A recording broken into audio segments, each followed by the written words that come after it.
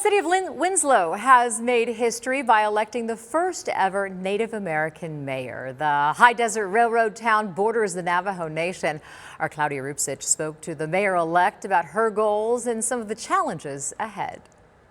Roberta Wilcox Cano, known as Birdie, was born and raised in Winslow. She told me she's honored to represent the Native American community, but she made it clear she wants to be a leader for all. I just feel like we are at the cusp of greatness. Roberta Wilcox Cano will be Winslow's next mayor.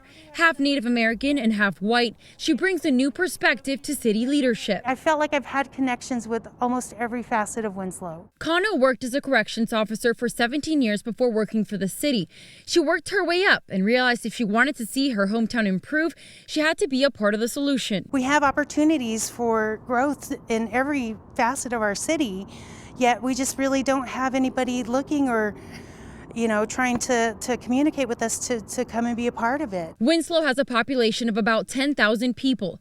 According to the most recent census data, 38% are white, 35% are Native American, and 36% Hispanic. The minority is the majority. Cano says she's close to all of those communities and will work to represent their needs. Once they see that you are and that you are willing to just move things forward for that group, they'll invest in you. She plans to reach out to the Navajo Nation and Hopi tribe to try to address problems including homelessness, addiction, and a strained relationship with law enforcement. I think that it's just maybe forgotten or not appreciated so much by people who aren't of that culture, that don't recognize the importance that they have on our economy and our existence. Winslow made national headlines in March 2016 when a 27-year-old Navajo mother was shot to death by a white Winslow police officer.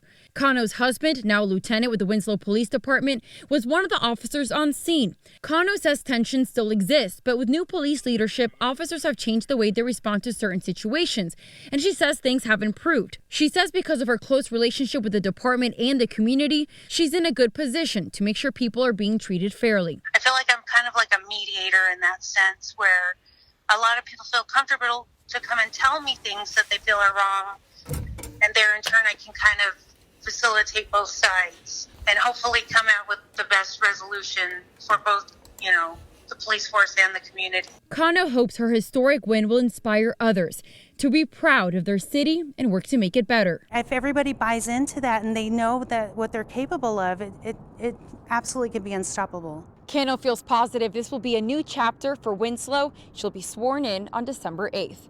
In Phoenix, I'm Claudia Rupsich, ABC 15 Arizona.